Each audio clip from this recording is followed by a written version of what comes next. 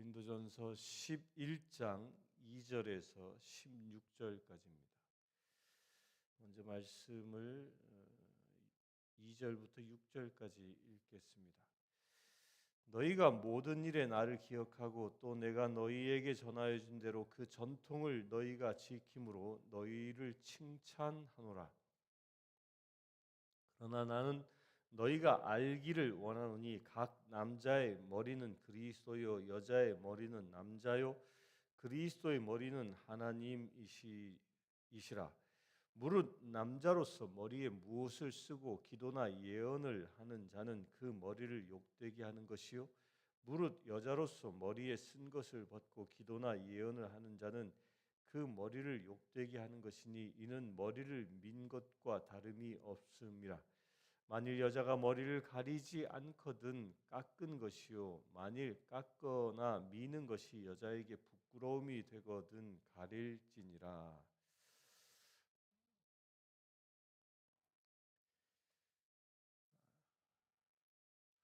고린도 교회에 이 남녀간에 문제가 생겨나기 시작했습니다. 특별히 이제 여자들 간에서 어떤 문제가 생겼냐면 우리도 이제 그리스도 안에서 자유인이 된 것이다. 그러니까 이전까지는 여자들도 그리스도인이 되기 전까지는 여자들은 당시에 그 한 가정의 재산 목록 중에 하나였던 것이죠. 유대인들이 그 매일 드리는 기도 가운데에 그 18기도문이라는 것이 있는데 그 중에 남자들이 그 감사하는 세 가지 이유가 있었습니다. 그 첫 번째가 내가 여자로 태어나지 않게 해주셔서 감사합니다. 그 두 번째가 내가 종으로 태어나지 않아서 감사합니다. 또한 세 번째가 내가 이방인으로 태어나지 않아서 감사합니다라고 기도할 정도로 당시에는 이 남녀의 그 차이는 엄청났습니다. 사람 수를 세어도 여자는 그 사람 수에 들어가지 않았죠. 그래서 성경에도 계속적으로 성경에서조차도 남자만 5,000명, 남자만 4,000명 그렇게 기록하고 있는 것을 보게 됩니다. 여자는 그만큼 이 교회에서나 사회에서는 특별히 사회에서는 사람 취급을 받지 못했던 그런 상황이었는데 교회 안에 들어오면서 그 여자들의 신분이 회복되어진 것입니다.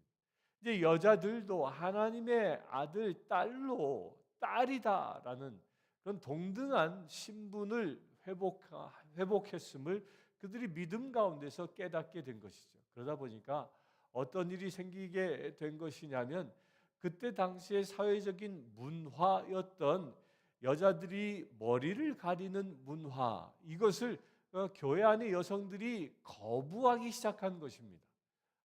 우리가 왜 굳이 머리를 가려야 하느냐? 교회 안에서 우리도 남자와 다름없이 하나님께 지음받은, 그리하여 하나님께 구원받은 동등한 존재인데 남자는 머리를 드러내도 되고 여자는 머리를 드러내지 말라는 법이 어디 있느냐라고 하며 교회 안에서 머리를 가리고 있었던 그 두건을 벗어버린 것입니다. 이것이 왜 문제가 되었냐 하면은 그렇게 교회 안에서 여자들이 두건을 벗어버림으로 인하여 교회 밖에 있는 사람들이 교회를 어떻게 보기 시작했냐면 이때 당시 초대교회를 로마에 고발한 죄목, 그 고발 항목에 이런 것이 있었습니다. 이 신흥 종교 집단은 그들이 매일 모여 혼음한다라고 얘기했습니다.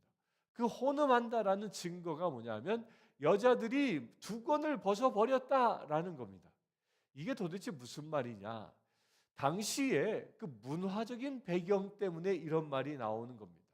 이때 당시에는 그 여자들의 문화는 정숙한 여인들은 그가 시집을 가기 전에도 두건을 씁니다. 그 두건을 쓰는 이유는 무엇이냐면 나는 정숙한 여인이다. 한 아버지 밑에서 보살핌을 받는 정숙한 여인이다라는 표시로 두 권을 쓰고요. 또한 시집간 여인들 같은 경우에는 나는 한 남자의 아내로 살아가는 정숙한 여인이다라는 표시로 두 권을 썼던 겁니다. 그러니까 시집을 가든 또한 결혼을 하든 시집을 가지 않든 결혼을 하든 두 권을 썼다라는 의미는 정숙한 여인이라는 그런 외적인 표현인 겁니다. 그런데 반면에 신전에서 일했던 그 창녀들이 그들이 거리에 나왔을 때는 그들이 어떻게 하냐면 머리에 쓰는 두건을 없애버립니다. 두건을 쓰지 않고 나옵니다. 심지어 어떤 여인은 머리를 박박 밀어서 자기의 머리를 드러내놓고 나옵니다. 그 이유가 어디에 있냐면 나는 누구에게 어떤 남자에게 속하지 않은 그런 여인입니다. 그러니까 당신들이 나를 얼마든지 취할 수 있습니다. 라는 그런 외적인 표현인 겁니다. 그게 당시의 문화였던 것이죠. 그래서 사도 바울은 머리에 두건을 쓰든 쓰지 않든 이것이 옳고 그름으로 이야기할 것이 아니라 당시의 문화의 그 사람들의 인식에 맞는 행동을 할 필요가 있다라고 얘기하는 겁니다.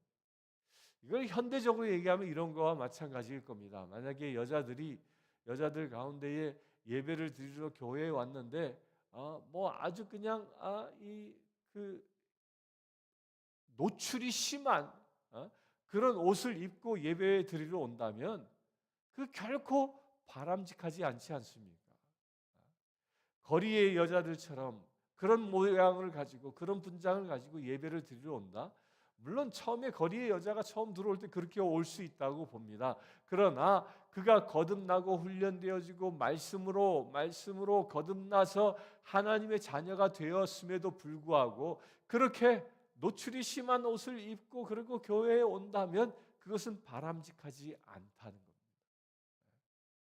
정숙한 의복을 갖춰야 하는 것, 이것이 교회 안에서 갖춰야 할 덕목이라는 것입니다. 그래서 사도 바울은 여자들에게 머리를 가리라라고 얘기하고 있는 겁니다. 지금은 천주교에서 미사포라는 것을 쓰고 머리를 가리고 예배를 드리지만 그것이 이 전통인 거예요. 전통. 당시의 문화적인 배경을 두고 얘기했던 것이죠. 근데 현대에는 그런 머리를 가리는 것이 내가 창녀요 가리지 않는 것이 내가 창녀라는 표시가 아니기 때문에 굳이 교회 안에서 두건을 쓸 이유는 없는 것이죠. 이런 문화적인 배경을 말하고 있는 것입니다. 여기서 우리가 깨달을 수 있는 중요한 것이 있습니다. 우리의 작은 행동 하나하나가 옳고 그름을 따지기 이전에 다른 사람에게 덕이 되어질 수 있느냐, 좋은 소문을 낼 수 있느냐, 그렇지 않은 소문을 낼 수 있느냐를 우리가 면밀히 살펴서 행동해야 한다는 겁니다. 당시에 고린도 교회의 교인들이 예배를 드릴 때 두건을 벗고 나는 자유인이요, 나는 어디에도 속하지 않고 오직 하나님께만 속한 자유인이요 라는 것을 선포한 것은 교리적으로 맞는 이야기입니다. 그러나 당시의 문화적으로는 그것이 덕을 세우는 게 아니라 그 악을 세우는 흉흉한 소문을 내는 그런 폐해를 일으키는 행동이었기 때문에 바울이 그렇게 행동하지 말라고 얘기한 것이죠. 따라서 우리도 행동할 때 나의 행동을 통하여 다른 사람에게 덕이 되는지를 늘 살피고 행동할 수 있어야 합니다.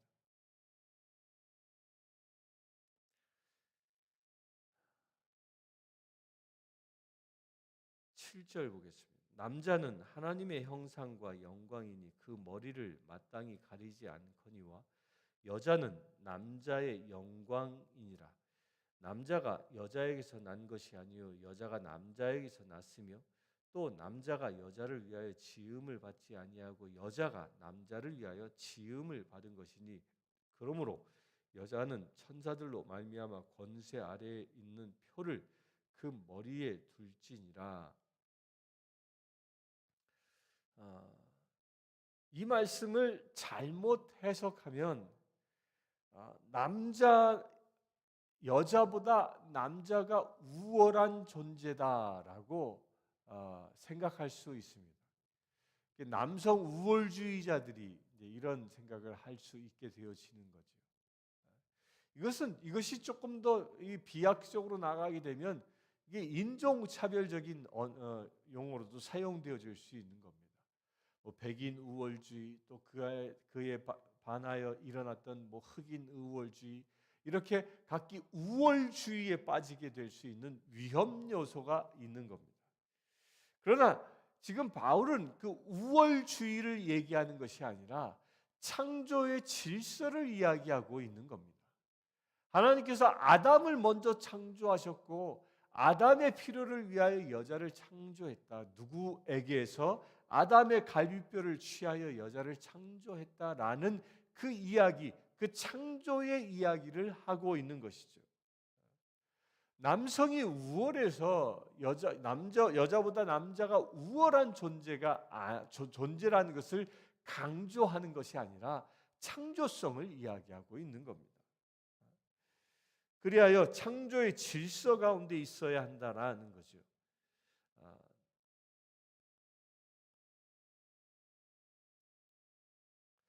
여자가 남자를 위하여 지음받은 것이니, 이 말이 아담이 혼자 있는 것이 좋지 않아 하와를 창조하여 이 배필을 삼았다라는 말을 이렇게 해석하고 있는 것입니다.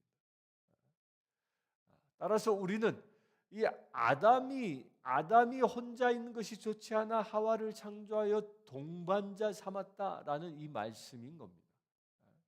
누구를 먼저 창조했다? 아담을. 그 창조의 질서를 말하고 있는 것이고요. 또한 반면에 이것을 극단적으로 또 이 해석하는 하나의 분파가 있는데 그게 페미니즘이죠.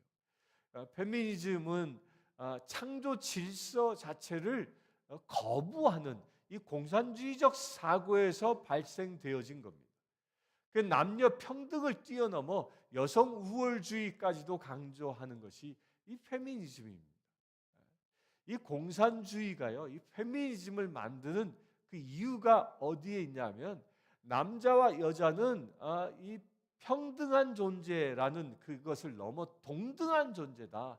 따라서 남자와 여자가 동등하기 때문에 여자도 남자가 하는 일을 해야 한다라고 생산의 현장에 여자들을 부려먹기 위해서 만들어 놓은 이론이라는 거예요.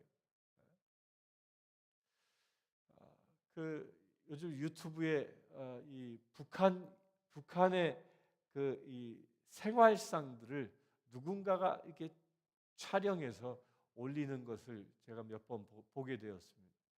거기에 보면 한 장면이 있습니다. 노동 현장에 여자들만 쭉 가서 거기서 지도원이라는 사람이 뭐 얘기를 하고 들리질 않습니다. 멀리서 촬영한 거기 때문에.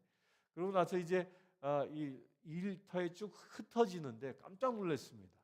여자 둘이서 이 낭카라고 하죠. 이렇게 둘이 지고서 짐을 실어가지고 옮기는 거. 근데 그걸 들고 가서 큰 돌들을 거기다가 싣고 그걸 들고 씩씩하게 나아가는 모습을 봅니다. 그건 주로 어떤 사람들이 하는 거예요? 남자들이 할 일입니다. 여자들이 그 일을 감당하고 있는 거죠. 그게 왜 무슨 이론에 근거하냐면 남자나 여자나 동등하다. 따라서 여자도 남자가 하는 일을 해야 한다라고 이야기하는 것입니다. 그게 페미니즘의 그 모습인 거죠. 공산주의적 사고에. 그러나 바울은 그런 것이 아니라고 얘기하는 겁니다. 11절부터 보겠습니다. 그러나 주 안에는 남자 없이 여자만 있지 않고 여자 없이 남자만 있지 아니하니라. 이는 여자가 남자에게서 난 것 같이 남자도 여자로 말미암아 났음이라. 그리고 모든 것은 하나님에게서 났느니라. 바울이요, 이 순서가 재밌습니다. 처음에는 여자는 남자에게서 났다, 남자에서 났다라고 이야기하고, 그리고 또 이어서 이 남자 없이 여자만 있지 아니고 여자 없이 남자만 있지 아니하니 여자가 남자에서 난 것 같이 남자도 여자로 말미암아 났음이라. 그렇지 않습니까? 이제 아담과 하와가 결혼하고 나서 그때부터 모든 남자는 여자로부터 태어나게 되어졌음을 말하고 있는 것입니다. 그래서 남자에게 여자가 속한 것이만이 아니라 여자로부터 남자가 태어났다라는 이 이야기는 순환을 두고 얘기하고, 그렇기 때문에 서로가 어떤 우월감을 갖는 것이 아니라 모든 것은 다 누구에게서 났다? 아담은 하나님에게서 났고, 또한 여자도 남자에게서 났고, 또한 그 이후에 남자가 여자에서 났다라는 이 모든 것은 다 하나님의 창조 질서 안에서 이루어진 것이기 때문에 그 모든 것은 하나님에게서 나음을 입은 존재라는 것입니다. 그 남자 여자들이 서로 높고 낮다, 우월하다, 그렇지 않다를 주장할 것이 아니라는 거예요. 하나님의 그 창조 질서 안에서 탄생된 존재라는 것입니다. 하나님께서 그 창조하신 그 목적대로 살아가는 것이 우리의 인생이라고 말하고 있는 것입니다.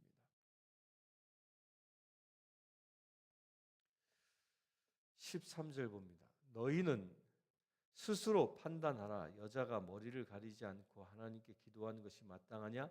만일 여자에게 긴 머리가 있으면 자기에게 부끄러움이 되는 것을 본성이 너희에게 가르치지 아니하느냐? 만일 여자가 긴 머리가 있으면 자기에게 영광이 되나니 긴 머리는 가리는 것을 대신하여 주셨기 때문이라. 논쟁하려는 생각을 가진 자가 있을지라도 우리에게나 하나님의 모든 교회에는 이런 관례가 없느니라. 머리를 가리고 기도하라, 머리를 가리고 예배하라, 이 말이 당시의 문화적인 이야기라고 서두에 말씀드렸죠. 그러면서 당시에는 긴 머리가 있으면 자기에게 영광이 되나니 머리를 기르는 것을 대신하여 가리는 것을 대신하여 주셨기 때문이라. 머리를 길게 기른다라는 것이 정숙한 여인의 표징이었다라는 겁니다. 당시에 이 사창가에 있는 당시에 그 신전에서 있는 그 여사제들이 머리를 밀었던 풍습에 대하여 반대를 두고 얘기하는 것이죠. 곧 이 이야기가 무엇이라고요? 당시의 문화적인 배경을 말하고 있는 것입니다. 그래서 우리도 이 문화에 적응하여 우리가 살고 있는 이 문화에 역행하는 일은 하지 않는 것이 좋다는 겁니다. 그래야 다른 사람들로 하여금 오해를 살 수 있는 그런 행동은 하지 않는 것이 옳다라는 것을 말하고 있습니다. 허드슨 테일러, 이 중국 선교사의 일화 중에 이런 얘기가 있습니다. 허드슨 테일러가 아무리 복음을 전해도 중국 사람들이 그 복음을 받아들이지 않습니다. 그 이유는 딱 한 가지입니다. 허드슨 테일러, 당신과 우리 중국 사람이 다른 존재예요. 다른 사람이요.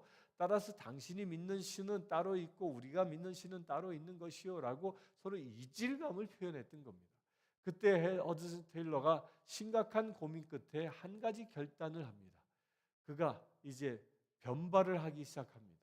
당시에 중국 사람들은 청나라의 이 문화 속에 있었기 때문에 이게 머리를 밀고 뒷머리를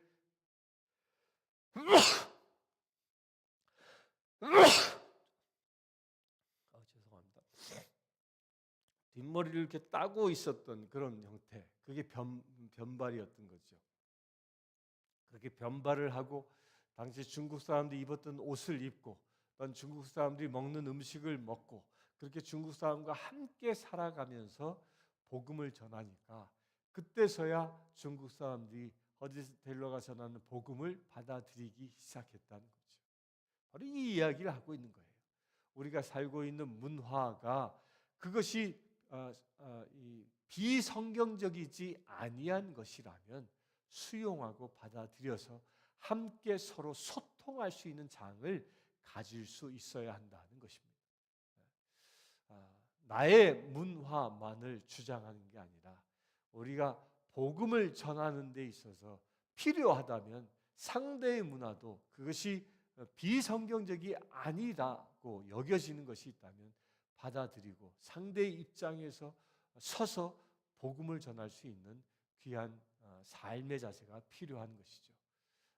오늘 말씀 가운데서도 이것을 도전되어져서 나만의 방식만을 고집할 것이 아니라 복음이 필요한 그 어떤 사람들의 입장에서 상대를 배려할 수 있는, 그리하여 덕을 세울 수 있는 그런 삶의 자세를 유연하게 갖는 믿음의 지체들 되길 바랍니다.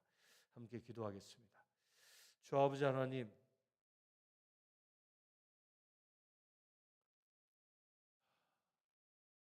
복음을 전하기 위하여 세상의 편견 가운데에 휘둘리지 않기를 원합니다. 또한 복음을 전하기 위하여 세상의 문화 가운데에 역행하지 않기를 원합니다. 오직 나만의 것을 주장하지 않기를 원합니다. 상대의 입장에 서서 그들과 함께하며 그들에게 복음을 온전히 전하길 원합니다. 주님, 우리 가운데 함께하여 주시옵소서. 여인이 남편의 권위에 복종하고 남편은 그리스도의 권위에 복종하고 그리스도는 아버지의 권위에 복종한 것처럼 그 창조 질서 가운데 또한 우리가 서기를 원합니다. 그 모든 것이 다 하나님에게서 났음을 우리가 믿음으로 고백하며 살아가기를 원합니다. 아버지 하나님, 이 말씀대로 우리가 서로를 섬길 수 있는 거룩한 제들 되게 하여 주시옵소서. 우리 주 예수 그리스도의 이름으로 기도드리옵나이다. 아멘. 지금 우리 주 예수 그리스도의 은혜와 하나님의 크신 사랑과 성령님의 감화 감동 교통 치유하심이 이 시간 예배하는 주의 사랑하는 모든 지체들 위해 지금부터 영원토록 함께 하실지어다.